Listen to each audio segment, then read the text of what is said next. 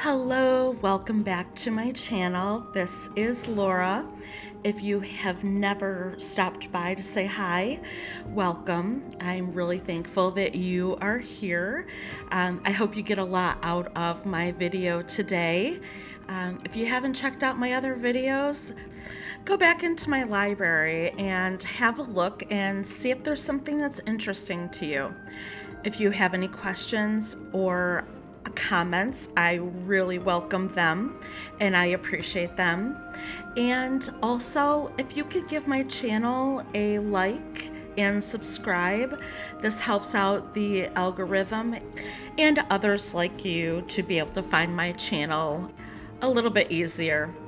All right, so today's video is about storytelling. Did you ever go to a restaurant or people watch and sit there and see someone that's interesting and wonder what their story is and wonder what their background is? Or did you ever play the game with friends and say,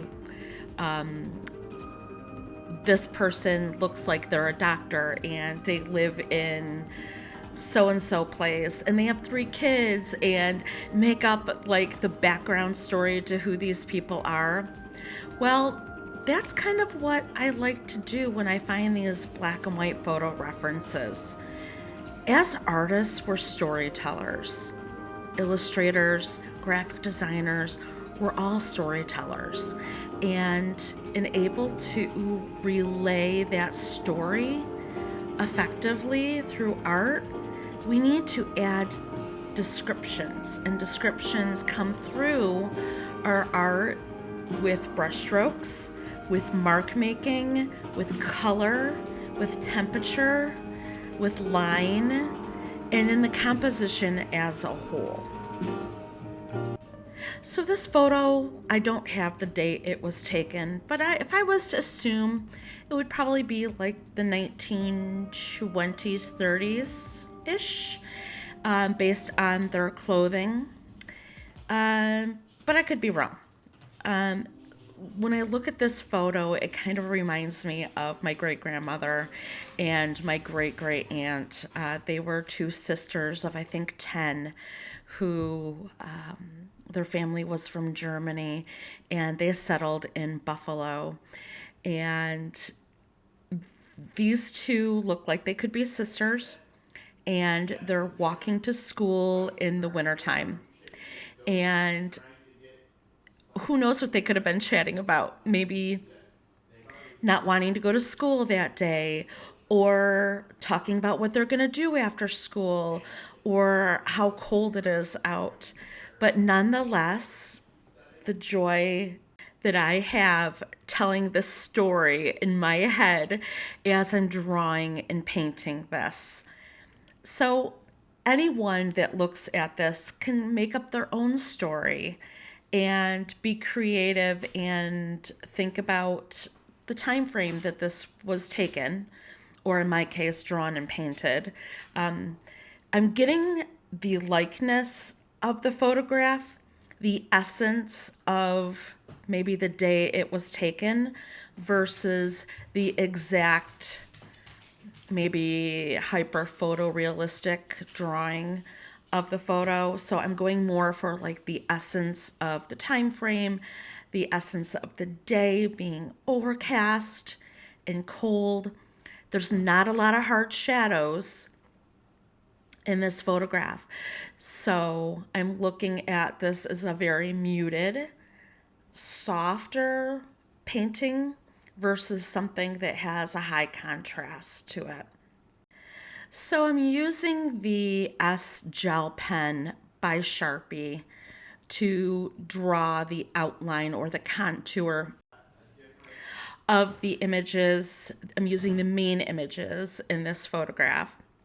So with the S gel pen, it's brilliant when trying to create an old photograph, replicating that vintage, aged photograph feel that has that dark cast to it.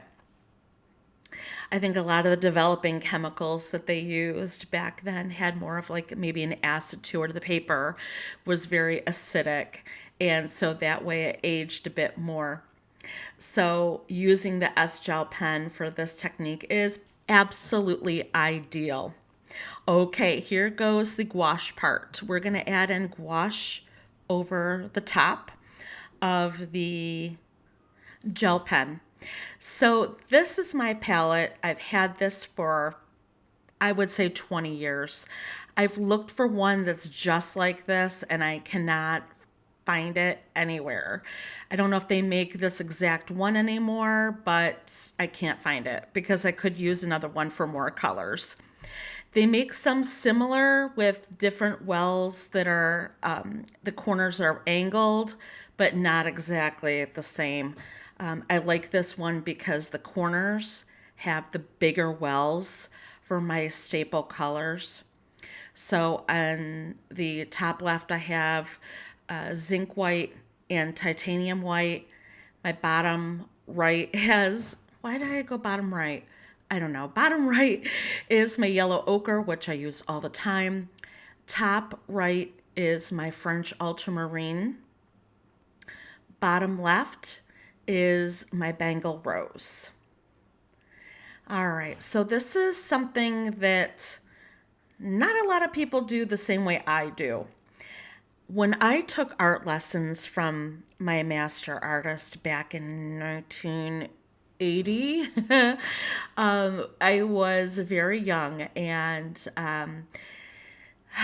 I learned how to add water droplets to each well to activate each color. So because the gouache is dried out, adding the water reactivates the gouache. So a lot of people use a spray bottle for this, but I choose to do the same way I've been doing for decades, is to take a big mop brush that holds a lot of water and drop the water into each well. Now, like I said on the screen, it depends on the weather. If the weather is really warm, the gouache is going to dry out like super, super fast. If it's damp out, it won't dry out as quickly.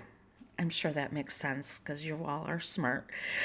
All right, so picking up my mop brush, I am grabbing some yellow ochre, and this mop brush holds a ton of water and pigment, and this is pretty thin. Almost like a milk consistency that I have the gouache right now. It's super thin, and you can see as I brush over and streak over the gel pen, it bursts and immediately bleeds. Now I'm picking up some cad yellow here, and I'm going to add that in as well to pick up some of those highlights in the sky, and some burnt sienna.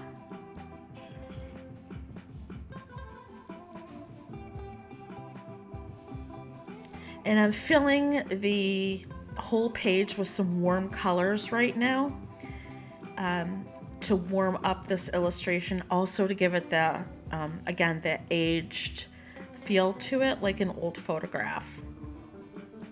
Now, when I paint this on, these colors, I really don't care too much about, I don't want to say, like, be sloppy with it.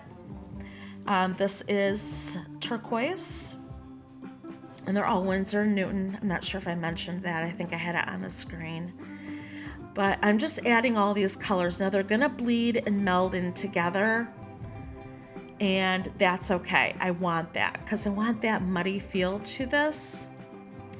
And some of these little areas of detail, I have some extra paint on there because my drawing table is on like a 15-degree angle, and so everything is kind of rolling down to the bottom of the sketchbook paper. So I'm just mopping up some of it because I don't want the pages underneath to be saturated. So I'm just rolling over with this thirsty mop brush. And the thirsty brush means that the brush is very dry, almost like a sponge. When you put a sponge over water, it soaks it up right away. So the same thing with this mop brush. It's a thirsty brush, and then it just picks up all this water. All right, so this is what it looks like with the first base coat done and dry. This next layer that we're gonna put on is creating the snow. I'm starting with the zinc white that's on my palette. And I'm using zinc white first because it has a little more transparency to it than the titanium white. The titanium white is pretty opaque. So choosing the zinc white at first will allow some of that first layer, even though it's dry, to kind of get mixed and blended in just a little bit with the zinc white. As you can see on my brush right now, it has picked up a little bit of that peachy color that I laid down first. And that is awesome. That's what we want. We want to move those colors around and create that soft texture. Meanwhile, we can still see that gel pen underneath and the mud, I guess you'd say mud in quotes, the muddiness that has created as well. So some areas, as I move around, are bluer. So this peach color will be carried into the bluer area, and some of the blue will be carried into other areas. So this further harmonizes the colors together. So we're gonna let this dry completely again. And I'm using the back of my hand to check the temperature of the paper. If the paper feels cool, the paper is still damp. If the paper feels dry or normal room temperature, then it's completely dry. Using the back of your hand, because it doesn't have the calluses and the pads on it like the palm of your hand, it is more sensitive, so you can pick up on the temperature and the dampness easier. Just a little trick that I've learned along the way to share with you, but you probably already knew that as well. So moving on to the white, now I'm adding in some titanium white. I want this white to stand out a little bit more and to create some of those fluffy new fallen snow brush strokes. So this will marry the two, I guess you could say, from the first layer of snow that we put down with the zinc white into adding the titanium white, which is again more opaque. So the titanium white will kind of sit on top of the paper, and it will help give the illusion of the depth of snow because you have the highlights, the middle tones, and there's really no dark shadows in this because, well, there's none in the photo. So using a wash of zinc white on the top, I did the same thing like I did on the bottom, and this kind of softened out the sky a little bit and pushed a lot of those trees from the back further back. And I'm adding in some greens with this beautiful number 8 Pinterel Professional Series brush. This brush and the other brushes that I'm using that look just like this come in a set, and I will have that linked in the comments below, in the description below, not the comments. Okay, more coffee, Laura. So, all right, so this blue for their coats, again, it's color translation. So I look at the photograph and see that the coats look really dark. And because they are both dressed exactly the same, could be this is the way their mom dressed them, could be a school uniform. So I chose to think that maybe this is a school uniform, that they have these wool pea coats. And the colors I'm using for this are the French ultramarine blue and let's see, Windsor violet. And I also added a little bit of burnt sienna to neutralize that brightness a little bit, because the burnt sienna and the blues are going to mud each other up a little bit and kind of neutralize that brightness.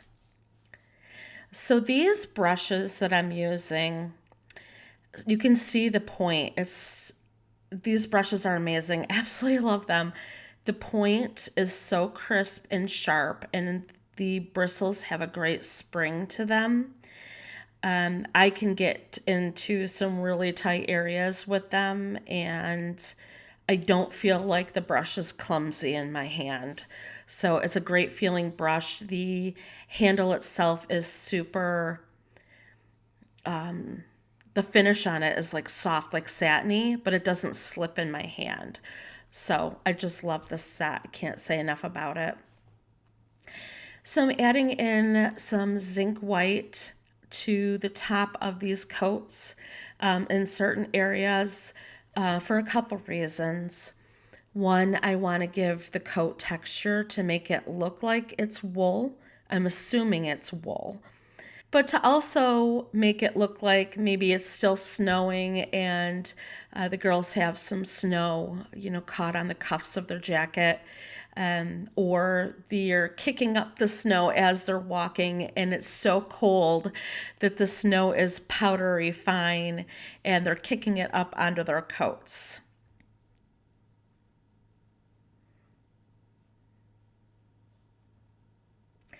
So I'm just adding in layers of the same color over the top of the coats, over the top of that blue. So the first layer was pretty light, and then adding more and more layers over the top of the same color, even adding a little bit of indigo to create some depth. So that way the coat looks three-dimensional, and so it looks like they're actually wearing the coats and it's not like a cutout piece of paper just plunked on. This gives it dimension. So I'm just adding in some titanium white this time to the top of their boots, because they're walking in the snow. We want to make sure that it looks authentic. Her boots look like it has some fur on top.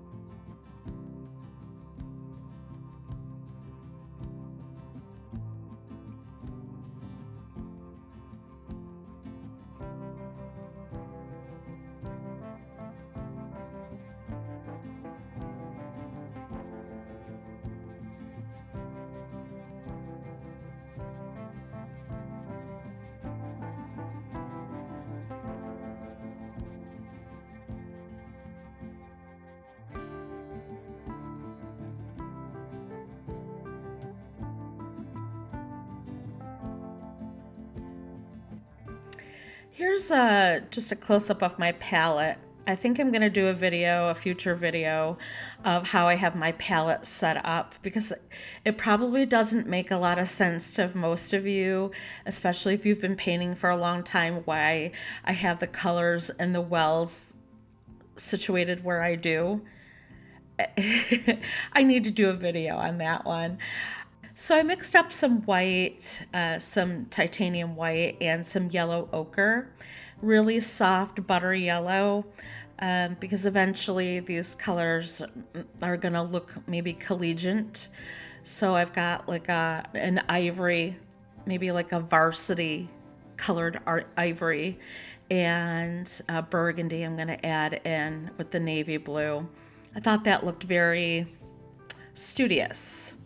of a color palette. So again, I made up my own colors. I have no idea what colors they had on their coats, but based on the values that are in the photograph for my reference, that's what I saw. So this is how I'm translating it. This is all part of the creative process as an artist, to be able to choose colors that you feel would best fit the composition, and also like have fun with it, be creative and enjoy it. And you don't have to stick with your photo reference. You can deviate from that. That is just there as a guide to give you inspiration and to create that moment in time that this photo was taken. And then it becomes yours and your own. And that's what art is all about, interpreting what you see and translating it based on intuitiveness and your visual vocabulary and your willingness to play and take risks and take a chance. You never know what you're going to learn along the way during the process of creating your piece, because the piece that you're working on today, the elements can translate to a piece that you work on tomorrow. And that's how you grow as an artist. So this next layer is all about scuffing on some more of the titanium white, not over the whole area of snow, but just in spots. Now I'm using the brush almost flush with the paper, almost like it's laying on the paper, and it's super dry. I don't have a lot of paint on my brush when laying that down because I want it to be streaky and I want it to drag across very dry, and that will create some more of that snow texture. So I'm just adding in some washes with the same brush to create some of those trees in the foreground and the background. Now the colors for this is mud. I just mixed up some colors that were on my palette that I already had on there and just mixed them together. This is another reason why I don't wash my palette, because I'm always going to pick up that color and use it for something else. So I'm going to let you watch some more of the video and I'll jump back in a little bit.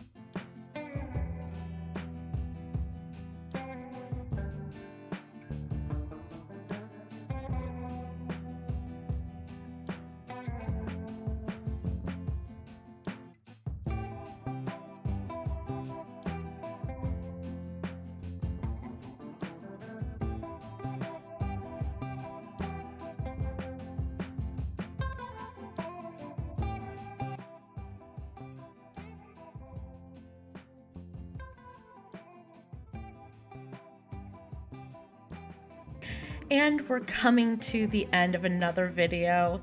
Thank you so much for watching today, especially if you stayed to the end. It means the world to me. I hope you learned something and got something out of this video. I thank you so much and God bless you. See you next time. Bye-bye.